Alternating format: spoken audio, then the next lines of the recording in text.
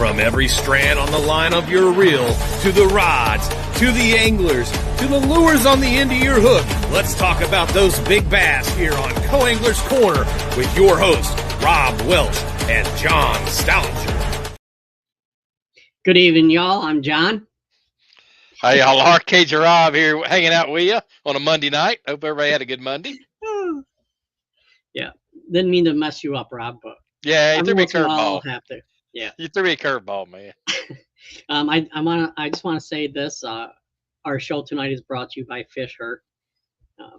They've been doing a wonderful job helping us out, and I want to throw their name. So, but tonight we have a special guest on. Many of you know that I've had a lot of medical issues lately, and a lot of that is due to PTSD. Not necessarily military, but childhood and stuff like that. So I found Christine on Facebook, and she's a fish. She has a group. She founded Mindful Fishing. It's an initiative blending mindfulness and nature to promote healing among trauma and exposed professionals with firefighters, police officers, paramedics, and it helps them cope with the PTSD and mental challenges and through fishing. So I wanted to have her on and talk about her program a little bit and some of the things that maybe can help some others. Absolutely. Hello, Christine. How are you? How are you guys? Doing good. Doing well, thank you. Yeah. I think that was a pretty concise intro and accurate. Yep.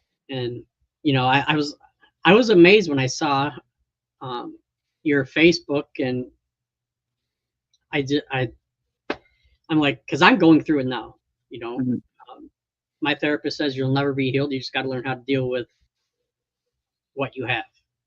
So, yeah. So if you don't mind introducing yourself and a little bit about your background and. Yeah. So again, Christine, I'm currently living in Athens, Ontario. I'm from Kingston, Ontario, which is right on Lake Ontario. And I grew up fishing with my dad. But, you know, I kind of got away from it for a bit and focused on career and family. And I worked as a mental health nurse, mostly in the prison system up here for 20 years. And subsequently, as a result of the work I did as a crisis negotiator and nurse working with the acutely mentally ill inmates in our penitentiary system, I sadly developed post-traumatic stress disorder. I was diagnosed and put off work, and my psychiatrist said, you know, you're experiencing all the symptoms of this, and you got to get help. So I did. I tried a bunch of different things that are offered to people once they get that diagnosis, and there's talk therapy, there's medications, you know, TMS, transcranial magnetic stimuli, there's EMDR, there's a whole bunch of treatments out there. But the one thing he kept stressing to me is that I have to practice mindfulness and meditation. It's the one thing that's just going to let me be still and not be worrying about my future, not be thinking about my past. I have to learn to be still and just be present in the moment. So that was challenging for me because somebody who was always on the go and always thinking and being in crisis situations, I never was able to be still. So I, through the help of a friend, I was able to rediscover my childhood love of fishing. And we just kind of went and did it as an activity while it's time out on the water. I love the water. I grew up on the water. And I noticed that I felt better after. I wasn't thinking about anything else other than just trying to catch a fish and where I was casting and the feel of the tug on the line and what was around me and the sound of nature. So I decided that I wanted to do this as an activity. And I joined Ontario Women Anglers, and that's a great organization up here that's just a safe space for women to go out and network and try fishing. And I tried ice fishing with them for the first time. And that was when I was sitting out on the ice and, you know, out there with a small group of women and sitting on a bucket, just jigging through a hole in the ice. And I noticed that I didn't think about anything else for hours, like nothing. Wow. And that was when I thought, okay, there's some magic here. For me not to think about anything else or to feel stress or to be worried about people behind me or the hypervigilance and stuff you feel with PTSD, I knew right there was something magic about it. So this was also at a time when I left the penitentiary system, but was going back to work as a mobile crisis response worker with the police. So I was going to be working with other first responders who were dealing with crisis situations. So when I went to work with them, they worked up in Smith Falls and Lanark County up here in Ontario, and they're part of the Rideau Canal system, which is a bunch of waterways, a bunch of canal systems, and it's lock systems. It's a great place to fish. So unfortunately, there was a police officer in the town that committed suicide, and the officers I was working with that day, you could sense the distress. You could sense all the horrible things that come with, another member in your force committing suicide. So I just, I said, hey, like, I have a fishing rod in my truck. If anybody wants to go and just sit by the water and just chill out and talk, you can talk if you want, or we can just sit by side and just be quiet. So yeah, then that's kind of when mindful fishing was born. And I thought, this is something that really should be offered as a form of therapy to first responders. It helped me. And I really was in a position at one point where I didn't think I could be helped. I was ready to end my life. It was that bad where I thought, if I can't get rid of these thoughts in my brain, I don't want to live this way anymore. And sadly, people do die from PTSD. But to feel that there was relief and there was a bit of hope, and it was in a form of therapy that's not intimidating, that anybody can do, that you can do with your family, you can do any time of the day, you can do it all year long. I thought, this is a magic medicine that I need to share with other first responders. And I've always been of the belief that if we look after our first responders first, our communities are going to benefit from that. If we have healthy police officers, if we have healthy nurses and healthy paramedics, healthy firefighters, then they're going to be able to do their job better, and they're going to look after our communities. So mindful fishing was born at that time, and that was back in 2019.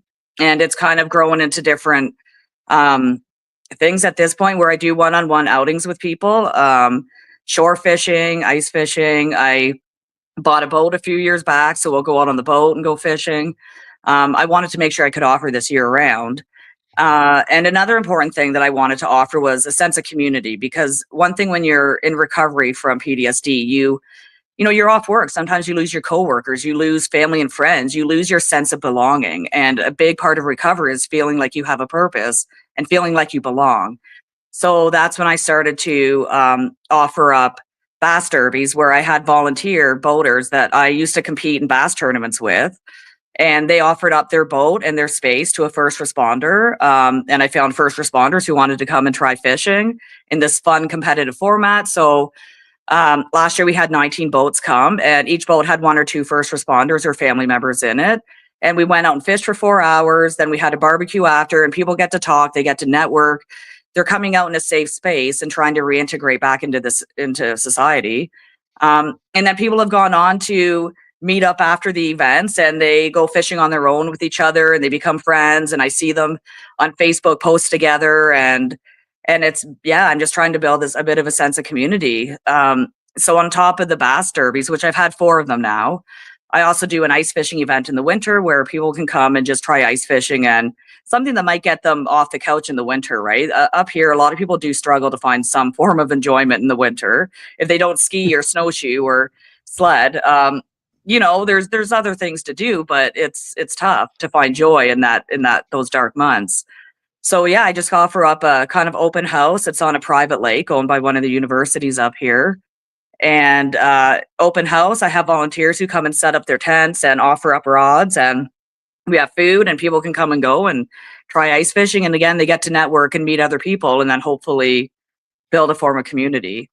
So that's where it's at. I have some plans now where I am actively trying to have it recognized as a form of therapy that can be prescribed by doctors, that can have some sort of coverage to reduce some of those financial barriers that people have.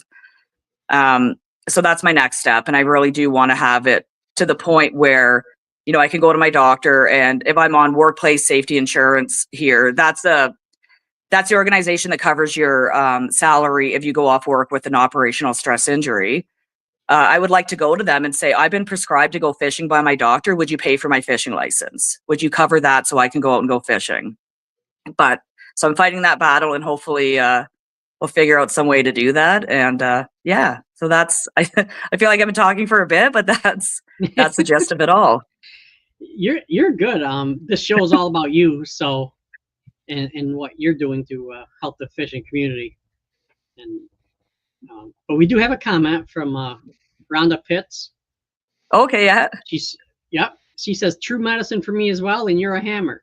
Oh, yeah, she's a hammer. Yeah, I've been Facebook friends with her, and I love, again, I love the online community of fishing. It's they say social media is not healthy for us, right? And I think that's talked about a lot. That if you're feeling lonely and you're feeling, you're not doing well in life, social media is not the place to go, because you tend to see other people highlight their lives and see how well they're doing, and it makes you not feel so great about yourself. However, I do argue that without social media and without my ability to network with people like Rhonda and all the other first responders and anglers I have on my friends list up here, I wouldn't be where I am. I wouldn't be able to, promote my events. I wouldn't be able to have people step forward and volunteer at them. I wouldn't have first responders reach out to me to fish. So yeah. And Rhonda, yeah, I've been friends with her for a bit on Facebook, and she's a hammer for sure. Yes, she is. Becky Monmouth Bay says that is an amazing idea. Absolutely. Yes. Yeah, I'm not sure why it I think everybody knows deep down that fishing is therapy, right? I think it's always been talked about.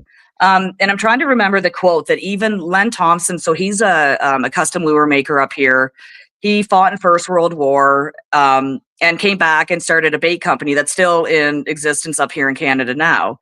And he has this quote that he says, "I came home and I had to fish to forget." And I know that what he meant by that is that he was coming home and fishing helped him forget the horrors that he saw while he was in First World War. So I think we've always been able to recognize that fishing has medicinal benefits for our brain, and not only physical health. You're up, you're walking, sometimes you're hiking into back lakes to fish for trout. It's good for your cardiovascular system. It's good for all that. But I don't think we're starting to recognize finally, I think, the mental health benefits that it has. And I hope that continues to grow.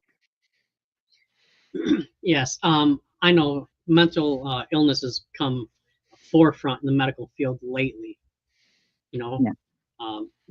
Back when Rob and I were growing up in the 80s, 70s, it was frowned upon. Yeah.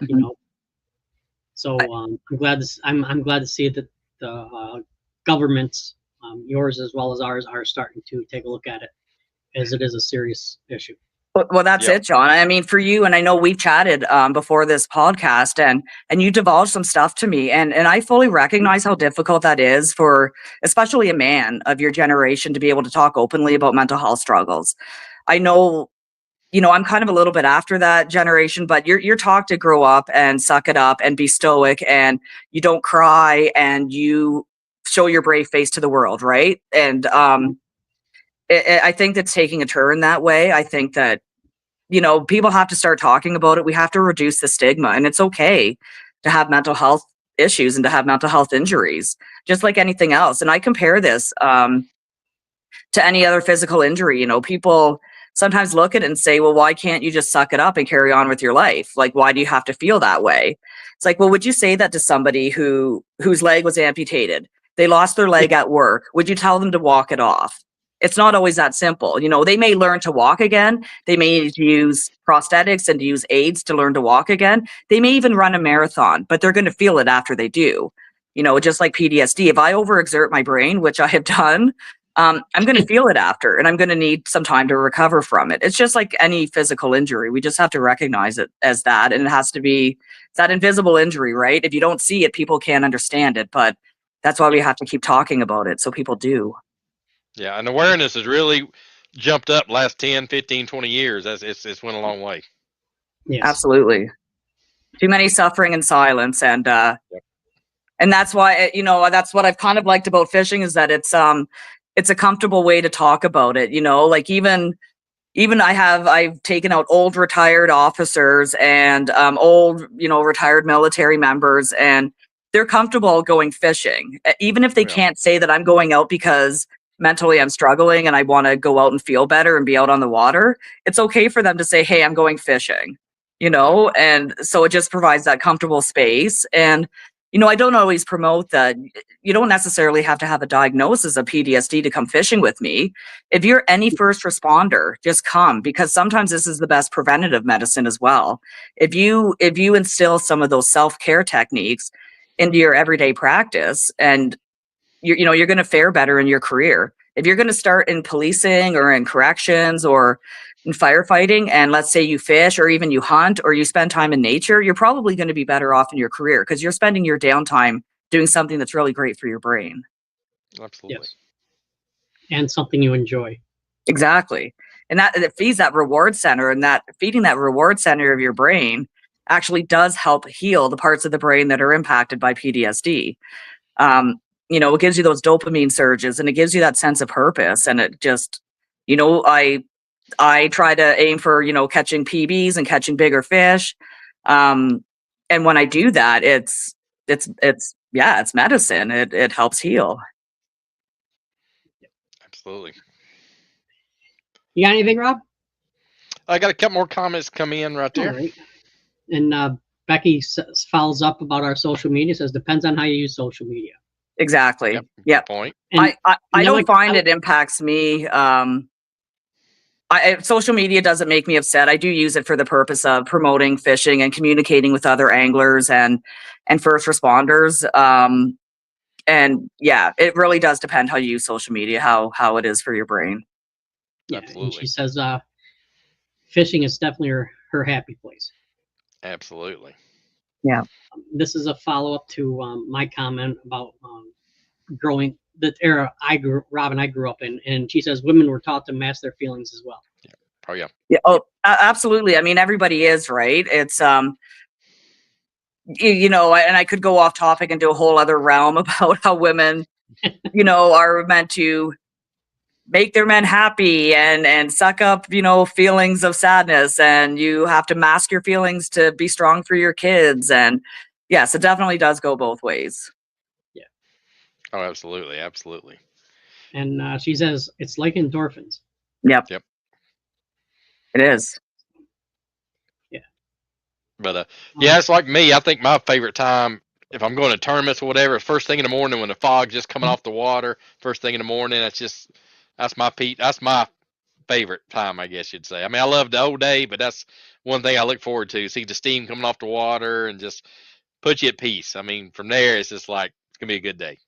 I did. I used to do some tournament fishing. Now I just don't have the time and money and resources for it. I'd rather focus on my program.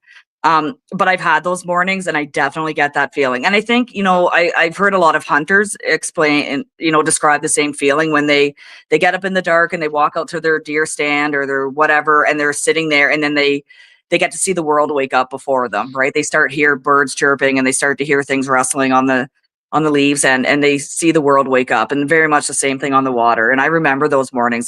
My phone is full of pictures of those tournament mornings where you just see a boat silhouetted off in the distance with the sun rising in the mist, and it's yeah. And then blast off is just pure adrenaline and awasomeness. It is. And then I had a couple of good friends, older guys that couldn't get out and fish like they used to, and they always send videos of us taking off, and man, that just make our day. Said, "Oh man, that's just great," us taking off on the boat, hitting it, and so it made them smile. So hey, you know how it is, make a good friend and somebody that can't get out like they used to smile. It's worth it.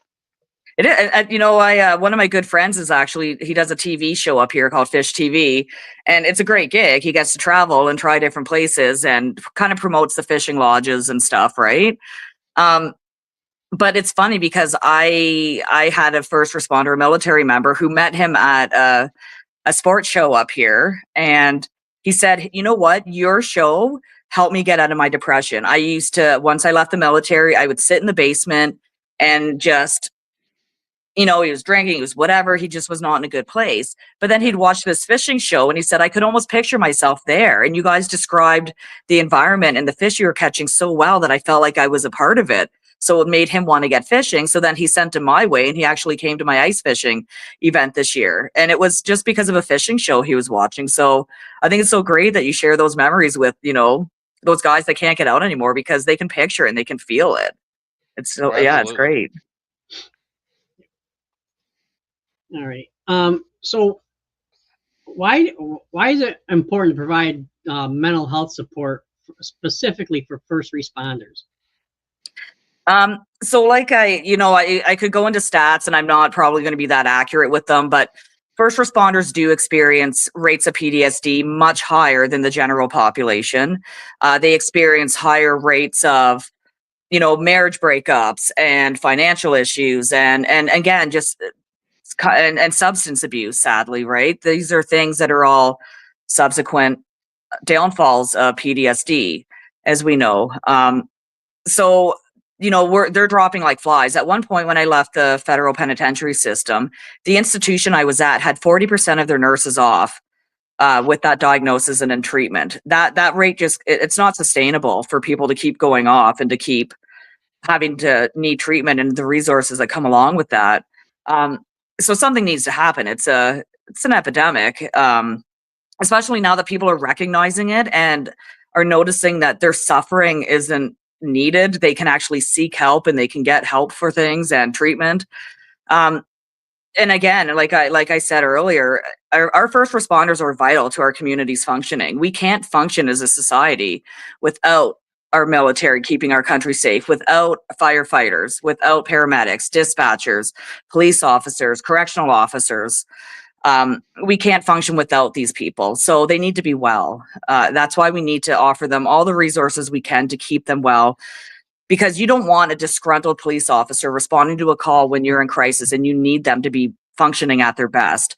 You don't want them sucking it up when they're attending a situation where they need to be helping you.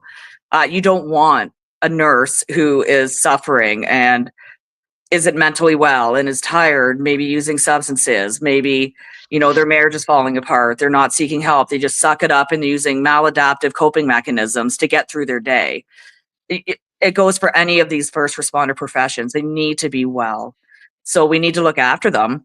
Like the TSA says, that oxygen mask drops in a plane, you have to put it on yourself first before you can help anybody else.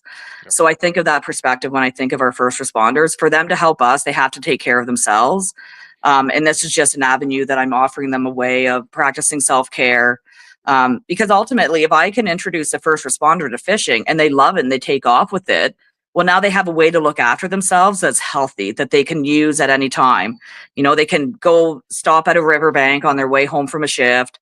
They can plan a day out fishing after a stressful situation. They have a way to look after themselves that's healthy and accessible. And depending on how you do it, it can even be budget friendly. Absolutely. All right. Becky has a couple more comments. It keeps jumping around here. Let's see. We had like 2 or 3 just come in at once. So yeah, that was me. Okay. I was replying to Becky. There you go. All right. Becky says, and then in the end, suicide. I think it's wonderful that what you're doing. Anytime you can help someone's mind, you may save a life and not know it. Absolutely. That's true. Yeah, I sadly think I've been in that position where I may have helped. Yeah, there's been some close calls. There's been, in the early days, I had a difficult time even setting boundaries a little bit, if that makes sense. I was, hey, let's go fishing, but hey, call me if you need me anytime. And then, you get too close and then they're calling you, in the middle of the night because they're having bad thoughts. And although I'm all for that stuff, a big part of my program is also teaching people to use the resources that we have accessible. We have, it's not 911, but it's 988. So it's a suicide crisis line now that people can call if they're feeling, if they're having those thoughts.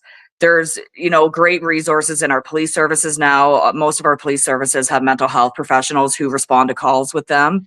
And they're not police officers, they're nurses or social workers. Our emergency departments are better equipped to deal with this stuff. So it's because at the end of the day, I still have to look after myself. I can't burn myself out being that accessible. I want to take people fishing and I want to give them that time on the water. But they also, we're going to discuss resources out there if they're in a crisis situation that they need to access those resources. Absolutely. Like I said, a lot of times just being there for somebody and, have a helping hand or an ear out. You know, that's a lot of folks. You know, just having to open up to somebody. Yep. Yeah, some people come out and talk. Some people come out and tell me their life story and all the suffering they've gone through. And some people just come out and they're quiet. And I remember I took this police officer out once, and we didn't chat much. But I remember just looking back on the water, and she had just a whopper plopper, you know, just one of those on her line, and she was just like kind of just stroking it through the water, just feeling the vibration of it in the water, and she just kept doing that back and forth. She wasn't even casting; she was just watching the action under the water and feeling. And I just thought, how interesting is that? You know, she was just, that's where her mind wanted to be at that moment. You know, she even found casting and focusing on that was too much at the time. She just wanted to connect with the water in that way, just by running her lure through and just watching its action and watching how it is under the water and feeling it that way. So every experience I go on is different. Sometimes people are there just to bird watch. So, you know, Oh yeah. like there's all sorts of reasons why people want to get out on the water, but I'm okay for it. Yeah. Sometimes that little bit of time is all they get. Yeah. Yeah. Unfortunately, you know. Yeah. People don't realize that PTSD isn't one thing. It's a bunch of things. Mhm. Yeah. It also includes, you know, depression, anxiety, you know, a whole bunch of things wrapped up into one. So it's very The big important to get help. Exactly. And the other thing that we don't talk about a lot is the grief that comes with it. You know, you're grieving the loss of who you once were. You're grieving the loss of sometimes a career, sometimes, you know, sometimes a person, sometimes your purpose in life. You're grieving, and it's so sad. So it's so important in your recovery to find another sense of purpose and to find a belonging, and to help with your grief, because you are grieving just as though you lost somebody, and it's, you lost yourself, right? And you need to rediscover something and rediscover a passion. And fishing's not for everybody. I know that. I know not everybody I take out wants to go again, or they're not going to become an avid angler. Um, but the few that I do introduce to it as a form of therapy, I'm really grateful for that, because if it works for you, it really, really works. Yeah, and it can definitely battle those depressive symptoms and that anxiety and all that other stuff that comes with PTSD. Absolutely. Good point. And like I said, I know John, we know a lot of guys in the armed forces. When you get out of that lifestyle and get out of that, it takes a while to kind of readjust and kind of get yourself back on track. So that's a big adjustment for a lot of folks. Yeah, Yeah. and it is, and it's you know, sometimes when you work your career and you get to finish it, and you know you're retiring, and you know it's coming, and you can kind of prepare for it, but a lot of people with operational stress injuries, sometimes it happens. You know, it's just one visit to your doctor, and you start describing what's going on, and then boom, it's taken from you, and it can be really sudden, and it can be really life altering at that time. But either way, it can be a slow burn or it can be a quick fire. But there's an adjustment period for sure. And it's, you know, I see it a lot. I tend to see it a lot with police officers. You know, they love their job. They love being involved in the community. They love, I don't want to say the power, but they're in these like great high positions in the community, and some are praised for the most part, some are not. But, you know, they love it. And then when they're done, they miss just even going into the detachment and hanging out in the constable's office, and then just doing, you know, being seen in the community as this great, you know, person that's helpful and contributes so much to society. And it's definitely a tough adjustment for sure. Yeah. Absolutely. Julianne has a comment here. Julianne Darban says 39-year RN retiring next month. Fishing has definitely helped me with the stress of my career. I noticed a big change in my mentality after working through COVID lockdowns. Fishing became my outlet, my time with God and nature. Absolutely. Yes. Yeah, I love it. I quite often say fishing. Yeah, the water is my church. That's where I do my connection with the higher power. That's where I do my thankfulness, my gratitude. I share all those things when I'm out there. It's that is my church. And COVID for nurses, what a time. It's, yeah, I was working during that time. I even worked in the COVID clinic up here, and you know, doing all the nasal swabs and the injections and all this stuff. Look, I have a mosquito on my camera. um, but and you know, that was the one thing I really found thankful through the COVID pandemic up here was that I still was able to offer mindful fishing. I said, you know what? If you sit on the back of my boat and I'm on the front, we're more than 6 feet apart. We're outside. We can still do this. And I was lucky enough to live on the water at that time. And I had a long shoreline, and it's great for panfish and crappie and all that stuff. And I was like, you know, anybody who needs to come and fish, just come. It is open to any first responder who wants to come fish. Because COVID was brutal, and I think that was I know every country and province and state had different restrictions, but it was awful for everybody, and especially nurses. Yeah. Oh yeah, and it's amazing too. During that period, I go to my local lake, and I had a good friend of mine worked at Cabela's, and he'd get a thing of shipment of kayaks. The next day, they was gone. And you go to the local lake, there'd be families, kids, everybody's in a kayak. It was amazing. Yeah, because you could just do that outside. ATVs and all that stuff just went like boats, everything. Outdoor activities, that's what people ran to, right? They ran to escape and to get out of their house. And, you know, I think it's great because it kind of, I think, made a lot of people realize that healing is in nature. And yeah. I mean, not all bad things, I guess, came from COVID, but a lot of bad did. But some people really discovered their love of the outdoors at that time. So it's great. Yeah, and we made it through it. And we made it through. Absolutely. Yep. Sometimes my kids had to do a history project, and he had to, you know, kind of reflect on his life and major events that have happened in his life. And I was like, my gosh, honey, like you guys going through the COVID pandemic is far greater than anything I went through. Like what weird times it was. Yeah. You know, it's yeah, you've gone through some pretty interesting events in your short little life. And yeah. Absolutely. And got a couple quick comments here and run through. Greg Bogan, friend of the show, says, "What's up, my fellow fishing people?" Hey, what's up, Greg? How's it going, buddy? And Becky says, "Loves the fish, her logo up on top." Thank you. Appreciate it. And Julianne says, "It was horrific, and our unit basically trauma bonded." Yeah. Oh, yeah. Yeah, that trauma bond. Yeah, that's sadly a very common thing that happens amongst first responders, right? You go through this stuff together, and it's kind of a sad way to bond, but it is, again, sometimes it's nice to feel that support and to be able to debrief with people who have been through it with you and who get it. And you know, you see it a lot amongst the military members, right? Like their brotherhood is like no other, and their sense of connectivity and how they look out for each other. And it's because of that trauma bonding. It's because you get it. You know, somebody else out there gets it, how horrible things can go. Oh, absolutely. And Julia says, "My mental stability was the deciding factor for her to retire." But fishing is the plan to stabilize that mentality, right? Oh, absolutely. Yeah. Knowing Julia, there's not a chance that that's not going to happen. Yeah. She'll be on the that water. Gives me hope. That gives me so much hope Yes. for her. Yeah. Yes. And yeah, it's crazy. Like you mentioned, like the military, even if you don't have a lot of trauma in the military, you have that bond. Yeah. You know, you do. I mean, it's like, yeah, I love it. Yeah. Rob and I have never met each other in person. Oh, really? Yeah. Been friends for years. How many years now? I lost count. Why have you not made that happen? I don't know. It's just weird.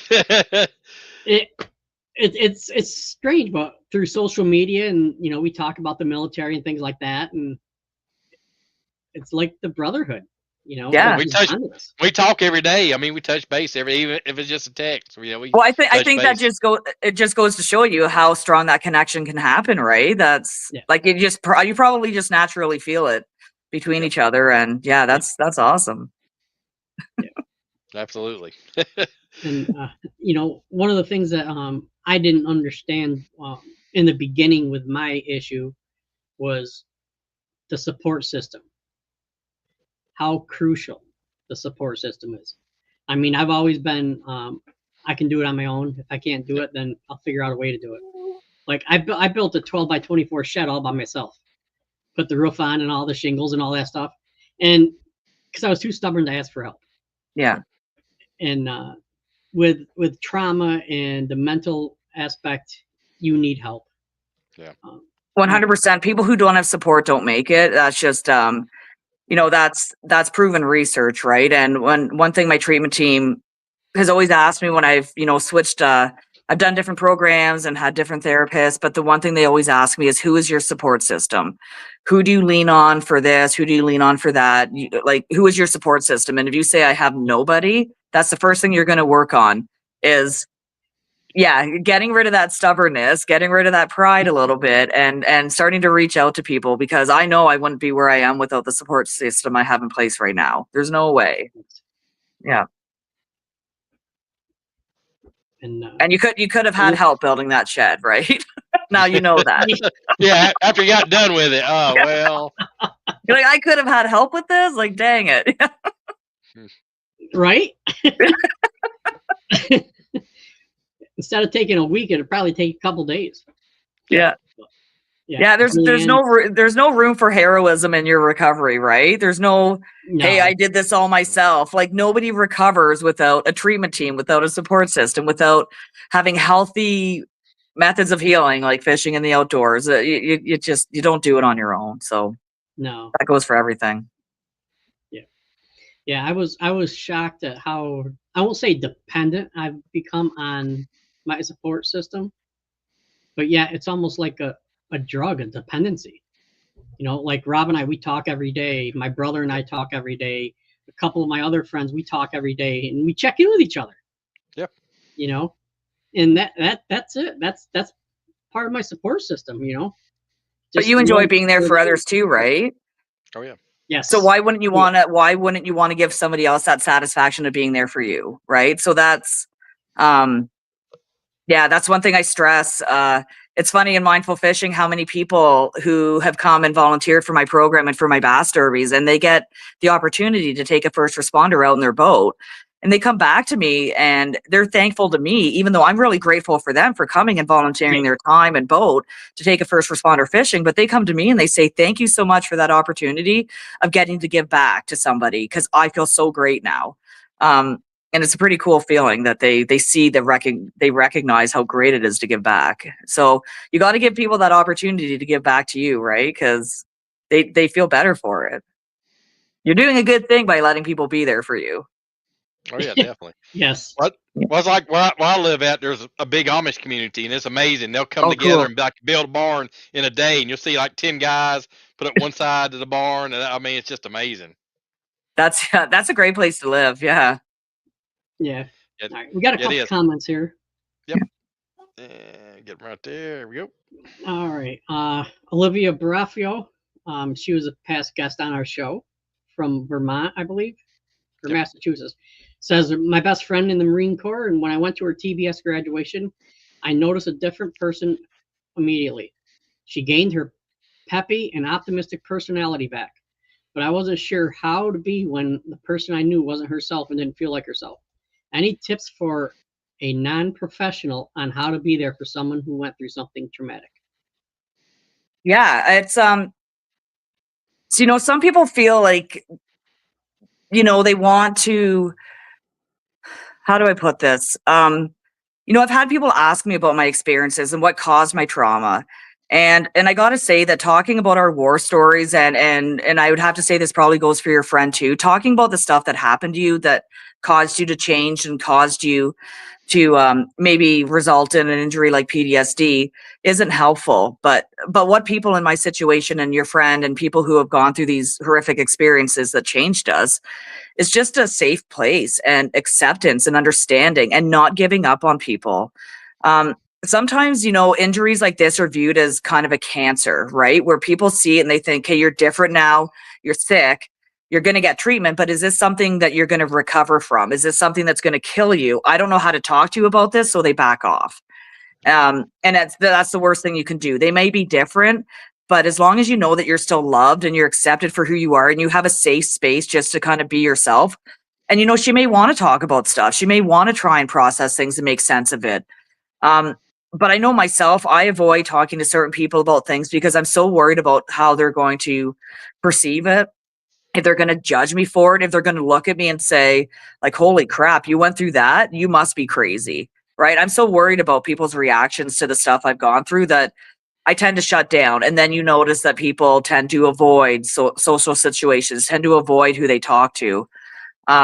So, you know, you're not a therapist, you're not a treatment team, you're not there to go through things that are going to help them, and you're not there to give them advice, you're not there to do anything, you're just there to let them be themselves in a safe space where there's going to be absolutely no judgment. And ask the questions, right? If I don't understand how, that is for you, or I don't understand what makes you feel good, it's just that safe space is so important, and not and just to continue to reach out, right? Because people with this injury and people with mental health issues will avoid society, they will avoid friends and family, they will avoid everybody because they're so worried about how society perceives them now. So keep reaching out. Absolutely. I mean, I went through my days where I couldn't physically leave the house. Yep. Without being terrified. Yep. And that's not a good feeling. No, you're worried about, are you going to come across a trigger? I'll tell a story recently, and it's funny how you never know how these triggers are going to happen. But I was just taking my dog to the vet, and they're getting their annual shots, and they're getting their nails clipped, and my one dog, she's a pointer, so she's very spastic, and they accidentally cut her wick on her one nail. Well, next thing you know, there's blood going up on the walls, there's blood all over the floors, and it actually triggered me and brought me back to being in the penitentiary where, inmates would do horrible things and slash, and there'd be blood and whatever. And I thought, how is this simple little incident of my dog getting her nails cut so triggering to me? But I had to talk it out, and I had to explain to the vet tech why I was, suddenly really sweaty and why my heart was racing. And I said, I know it's a really odd thing, but you never know where those triggers are going to happen. So you tend to avoid the world altogether because you do not want to go out. So again, going back to that last comment, sometimes it's just going to their safe space to be there with them and where they're comfortable, and going to their house. And I'll welcome all the visitors in the world to my place, but I'm not always going to want to go out and try new situations. I'm still trying to figure out my triggers and where I'm going to react. However, the one place I know I never react or had triggers is on the water. That's why I'm so comfortable going out fishing. I'm not worried about, anything coming up behind me that I can't see from a distance in a boat, or, it's my safe space. So. Absolutely. And Carol Wells says, such a great thing you were doing, Christine. Thank you. And Becky says, and sometimes it's just about being there for someone. Yeah. Just letting them be themselves with you, not judging, and accepting them for who they are. Absolutely. Yes. And Julia says, as a healthcare provider, we are limited on how much we can say, so we keep so much inside. Unfortunately, mine caused a lot of anger issues. Thank God I had coworkers who understood. Absolutely. I think one thing we're really, really lucky to have as nurses is our team. I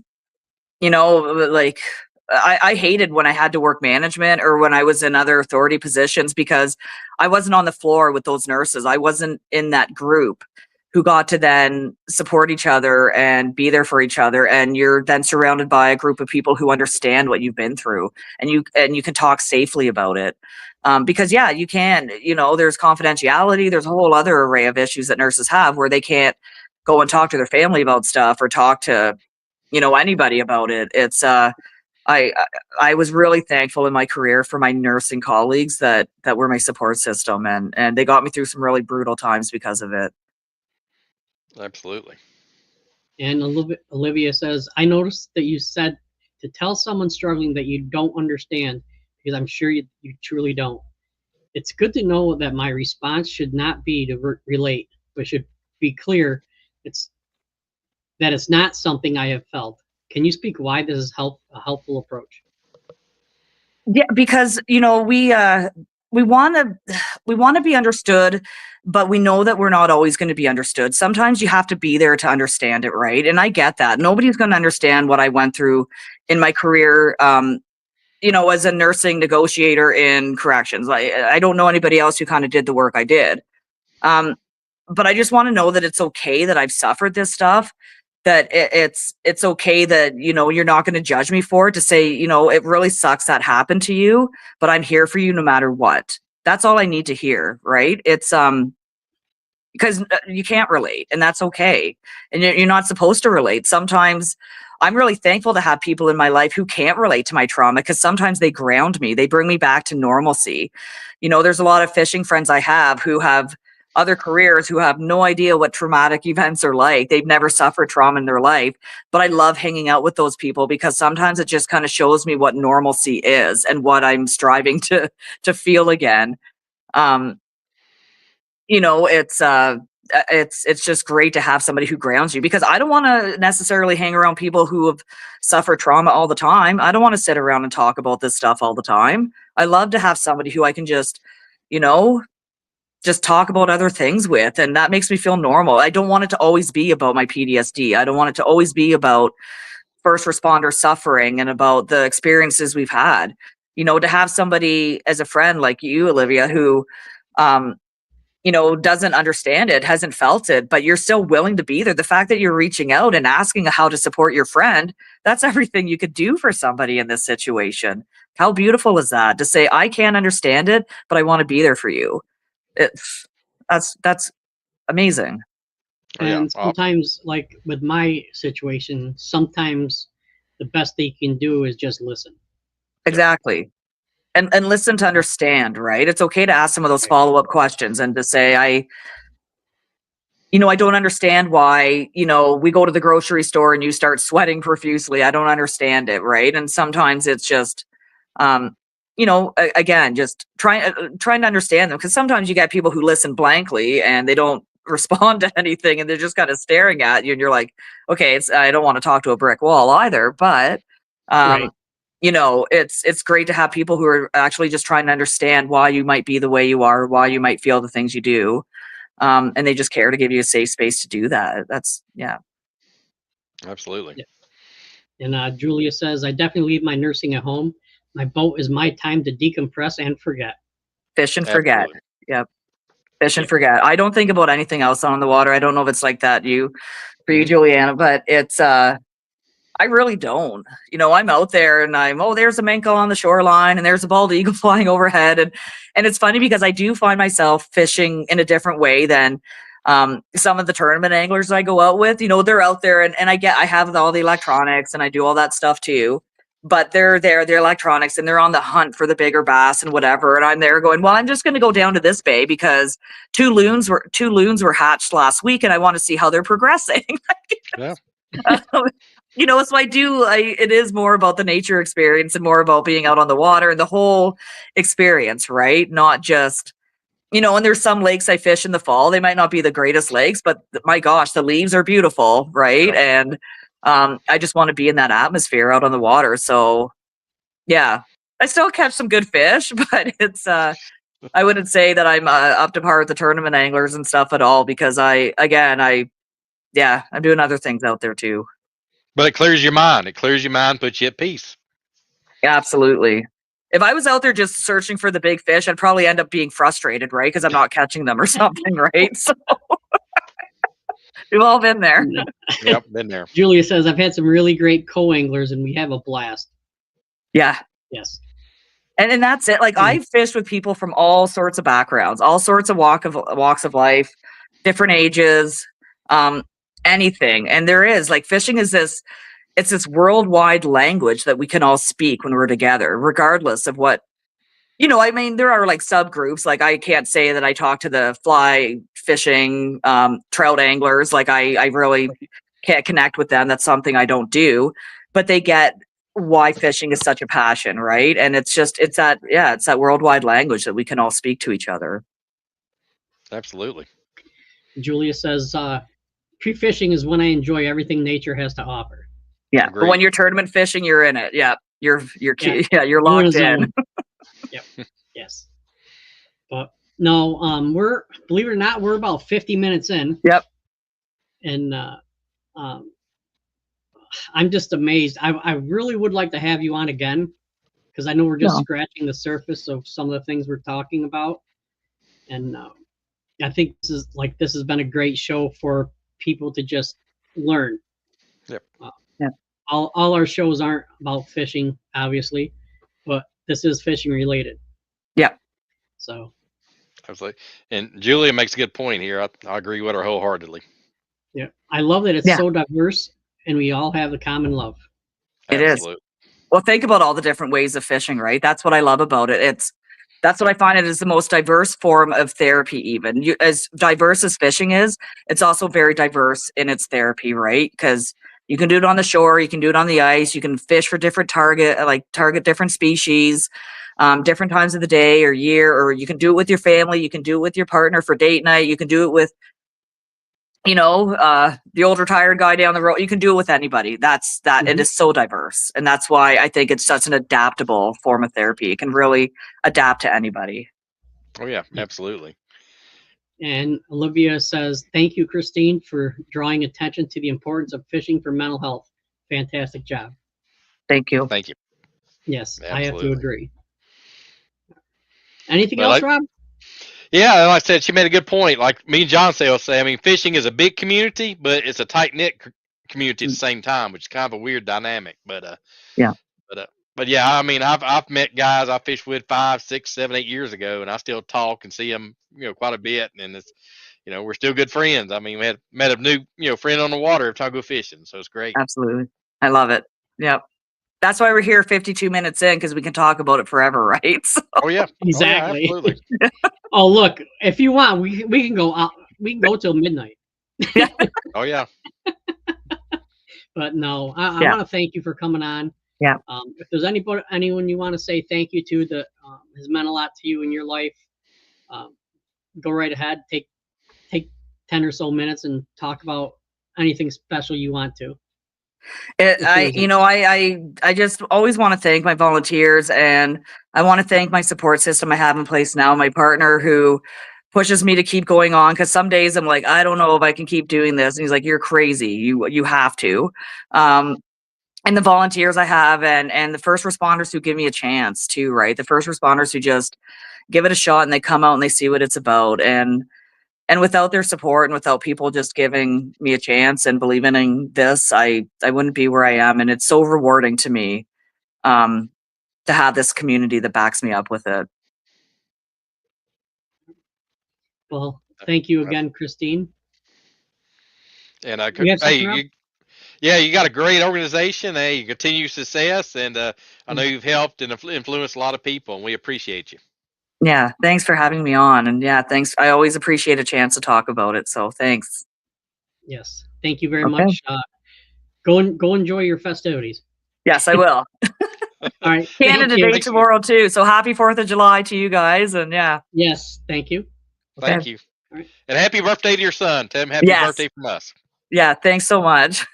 Yeah. All right. Take care, okay. Christine. Thanks. Right. Bye-bye. Thank you. All right, bye-bye. Bye. Wow, she's really got a great organization, great plan. I mean, yeah, I just, it's something we talk about, you and I do, because of what's been going on with me. And I just, like, as growing up when we did, anything that you couldn't see, you hid. Oh yeah.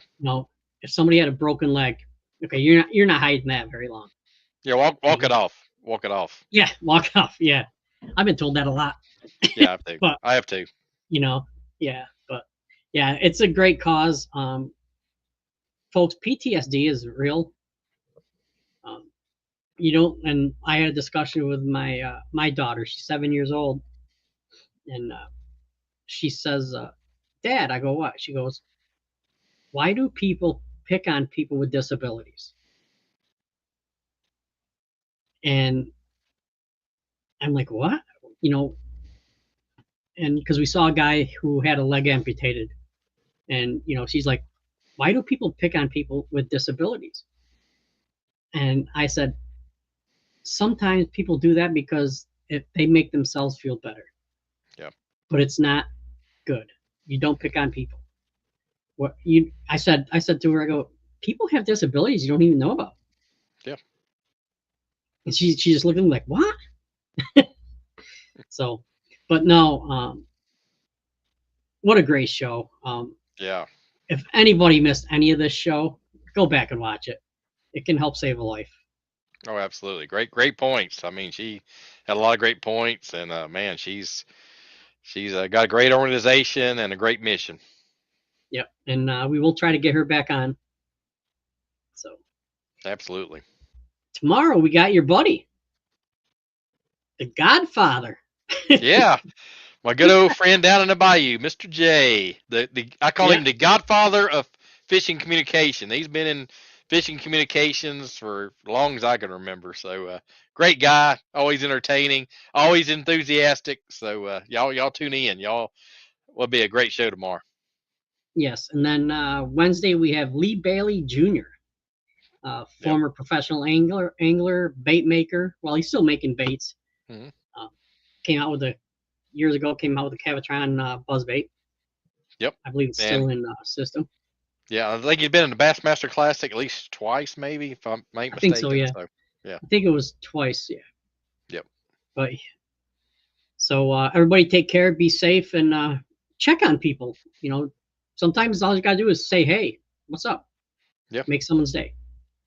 Yeah, especially if you ain't heard from somebody in a while, say, I need to reach out to him and just see if everything's cool, everything's kosher. So it means a lot to a lot of folks. Yes, sir. All right, and take care and be safe. Peace.